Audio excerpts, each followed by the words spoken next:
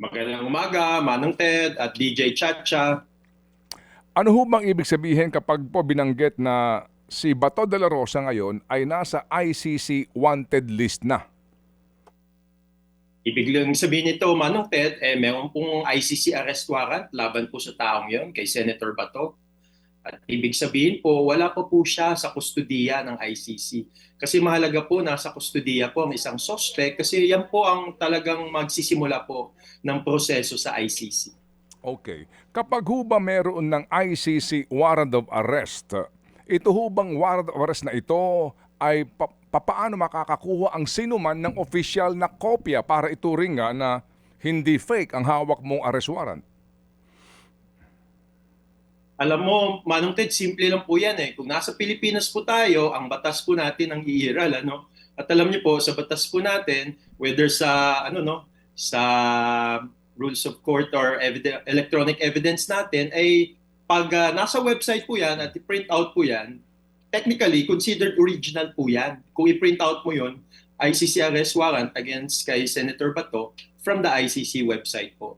Okay. Wag na po natin muna pag-usapan yung matagal na pinagdidebatehan, depende sa iyong interpretasyon, ano? Yung pangangailangan pa ng local court order to implement the ICC warrant, ha? Kasi it will take so much time and the same arguments nga din po. Ang tanong lang ngayon, ito ho bang ICC warrant na ito ay maaaring ma-implement ng sino mang law enforcement agency sa Pilipinas? Tama po yan, Manong Ted, ano? Kasi ang pag-implement po ng ICC warrant, naayon po yan sa local laws po ng isang bansa. So tingnan po natin ang ating domestic law sa Pilipinas. So sa tingin ko po, ang legal na basihan para implement po yan ay yung batas po natin na Republic Act 9851 or International Humanitarian Law Act, kung saan Section 17 po ang napakamahalaga. At Manong Ted, gusto ko na lang po quote verbatim po yung relevant portion sa second paragraph ng Section 17. Ito pong sabi, instead, the authorities may surrender or extradite suspected or accused persons in the Philippines to the appropriate international court, if any, or to another state pursuant to the applicable extradition laws and treaties. Now, ang mahalagang portion po doon, the authorities. Sino po yung authorities yun? Philippine authorities at base po sa ating saligang batas, yan po yung executive department at yung mga agencies under the executive department. Well, again, at the end of the day, we really have to invoke this provision of the law na ito nga ang kine-question ngayon ng kampo ni Senator Bato. Pero, sir, sa inyong sinasabi ngayon, nangangahulugan na sino mang law enforcement agency, gaya ng pulis, NBI, di po Yes ba? po. Tama? Opo. Opo. Ay pwedeng mag-implement nito. Sa NBI po, sila ngayon ay gusto itong ma-implement. Sa panig ng pulisya, yung DILG Secretary mismo nagsabi na hindi ito valid. Yun, if you read the news, di ba? Siya nagsasabi kasi nga daw hindi na tayo miyembro ng ICC and kailangan daw idaan sa Interpol. What's your take on that? Manong Ted, sinalungat na po yan ng DOJ. Sabi po ng spokesperson ng DOJ, 9851 po, Republic Act 9851 po, ang legal na basihan. At isa sa mga modes nga ay surrender. Now, doon naman sa extradition, hindi po yan yung mode ng service, yung extradition. Kasi ang extradition po ay kung may arrest warrant ang isang bansa po. Ang ICC po, hindi po siya bansa. Isa po siyang International Criminal Court na tinatagpo ng mga bansa. Kaya sinalungat na po yung statement na yan ni Secretary Remulla ng DOJ mismo.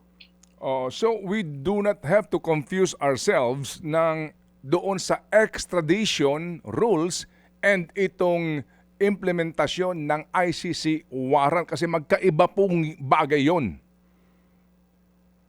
Opo, magkaibang bagay po yun. Kasi di ba, ang lahat po ng mga states ay soberenya, may sovereignty po, kaya hindi po basta-basta lang ma-implement ang kanyang arrest warrant. Kaya kailangan po yung extradition process.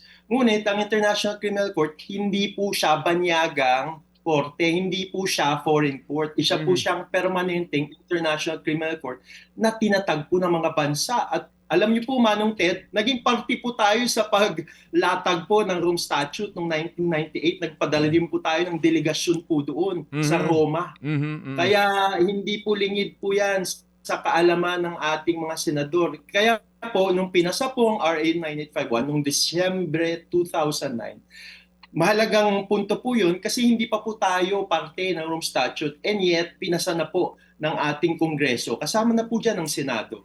And it will be interesting enough, ano po, attorney, sa ating tagapakinig, to research sino ba mga author ng batas na ito, ironically.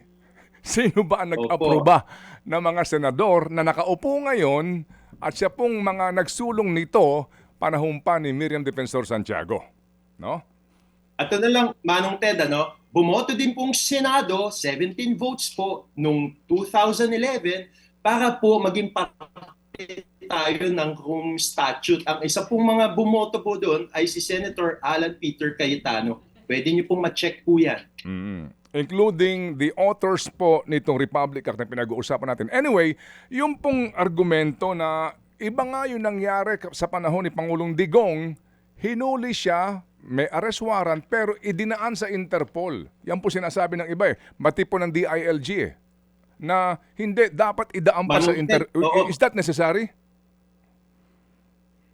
Manong Ted, ganito lang po ang Interpol. Ang Interpol po ay taga-abot lang po. Kasi ang Office of the Prosecutor po ng ICC at Interpol, mayroon po silang Memorandum of Agreement. So kung mayroon na pong na-issue, napalabas ang ICC na arrest warrant, napadaan po ng Office of the Prosecutor sa Interpol. Ngunit, ang Interpol po, wala po siyang pulisya, wala po siyang tsapa. Isa lang po itong international organization kung saan po nakikipag-ugnayan ang mga bansang miyembro po nito. Kaya sumatotal po, ang pag-implement po ng isang ICC arrest warrant ay nasa sa bansa pa rin yun, sa Pilipinas pa rin.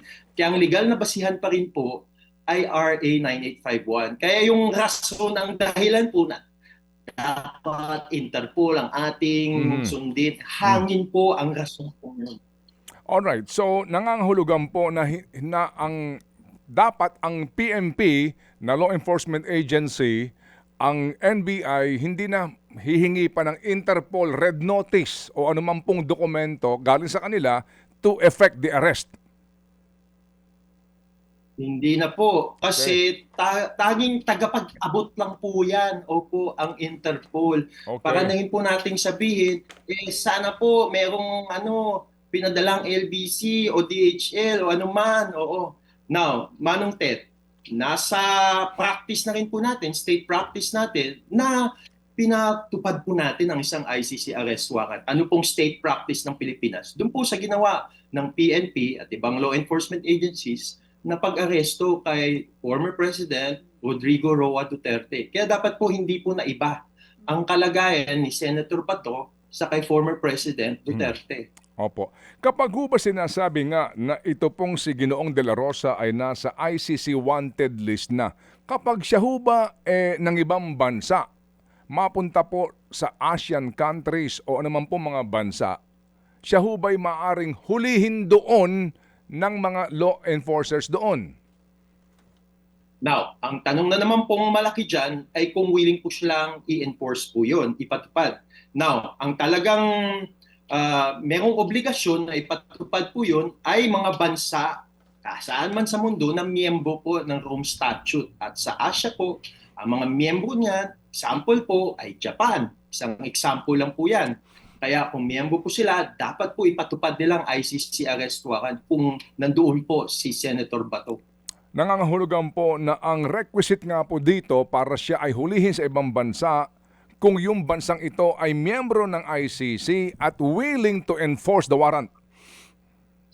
Alam mo, Manong Ted, kung talagang miyembro siya ng ICC, hindi na po siya dapat willing. Obligasyon na po niya na ipatupad po yun. Kasi nasa tratado po yan, nasa kontrata na yan sa Rome Statute. Now, ang mga bansa po na hindi po miyembro ng ICC, pwede rin po nilang i-implement, pwede po nilang ipatupad kung willing po sila. Yun po yung kaibahan.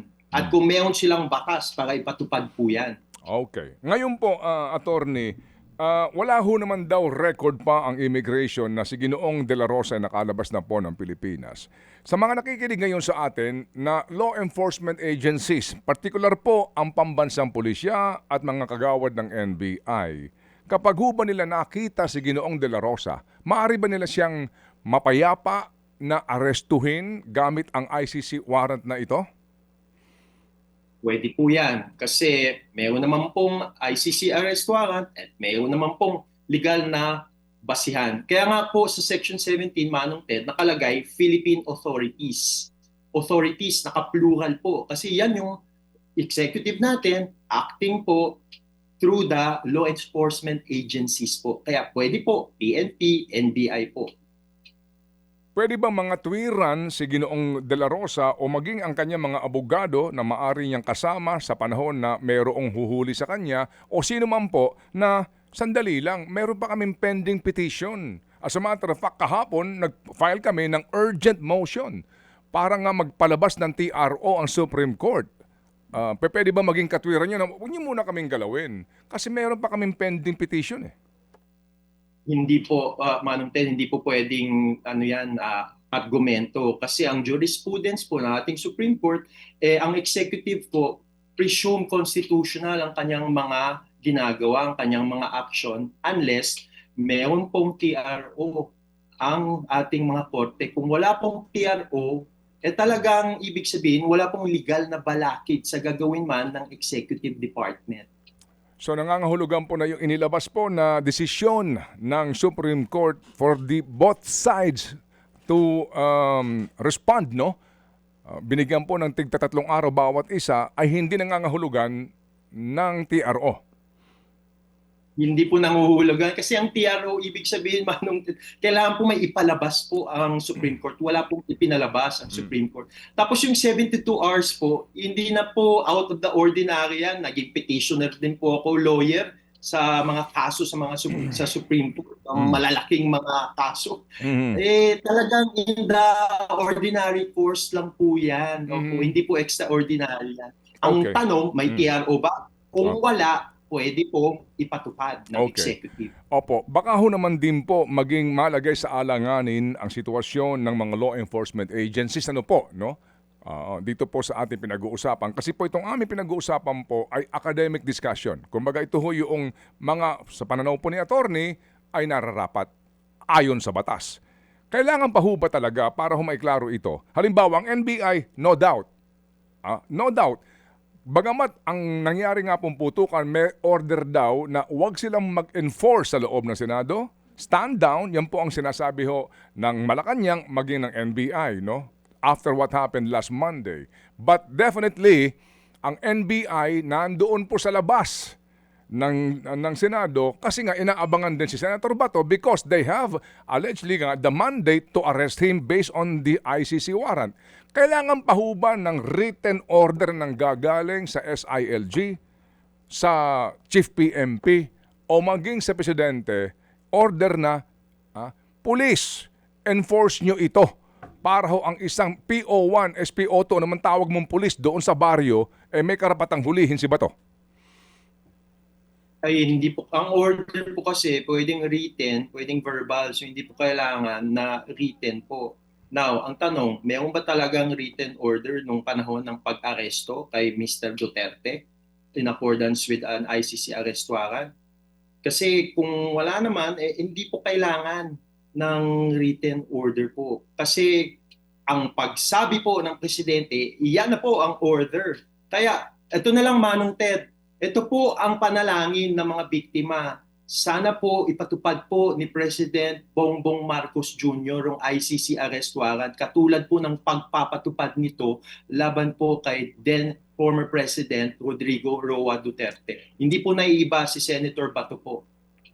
Ngayon po na wala na sa quote-unquote protective custody ng Senado si Ginoong De La Rosa at di ho natin alam kung nasa saan na. Ano po ang inyo pong panawagan sa ngalan din po ng mga pamilya ng mga biktima ng war on drugs? Sa ating Pangulo, sa ngalan po ng mga biktima ng war on drugs, matagal na po sila naghihintay ng hustisya at katotohanan. Mga Pilipino din po ang pinaslang nung war on drugs sa ilalim ni Chief PNP Bato de la Rosa. Kaya gusto po nila ng mga ustisya po at katotohanan. Kaya sana po ipatupad po ang ICC arrest warrant laban kay Senator Bato kung paano din po ito pinatupad laban kay former President Duterte. Katotohanan at ustisya lang pong hinihingi ng mga biktima ng war on drugs. Yan po ang panawagan sa pamamagitan po ni Attorney Gilbert Andres. May tanong ka ba ba? Chat, please. Yes, oo. Attorney, meron po ba kayong mensahe dito sa mga senador na nagsasabi ngayon na itong nangyari kay Senator Bato, this is not an escape kasi hindi naman daw po valid itong ICC arrest warrant. Ano pong gusto niyo sabihin sa kanila? Well, sa ating mga senador, talagang gusto po natin ng isang Senado na nirerespeto ang kanyang independensya, nirerespeto ang kanyang kapangyarihan. Ngunit ang tanong ko naman po sa mga senador, mayroon po ba tayong self-respect para po respetuhin ang mga batas na pinasa nyo na rin po, kagaya ng RA 9851. Dinggin nyo rin po ang mga panalangin ng mga biktima para sa katotohanan at hustisya. Salamat po. Alright. Attorney Andres, muli po, salamat na marami sa pagbibigay po ng panahon sa aming pong programa. Maraming salamat po at mabuhay tayo. Mga kapatid, patuloy po kayong tumutok sa 105.9 True FM para sa totoong balita, impormasyon, music and entertainment. Mag-subscribe sa aming YouTube channel at podcast at sundan nyo kami sa Facebook, Instagram, X at TikTok sa True Network PH. Bisitahin din po ang aming official website, truefm.ph. At panoorin din kami sa True TV Signal, Channel 19. Kami po ang 105.9 True FM. Laging true sa'yo, kapatid.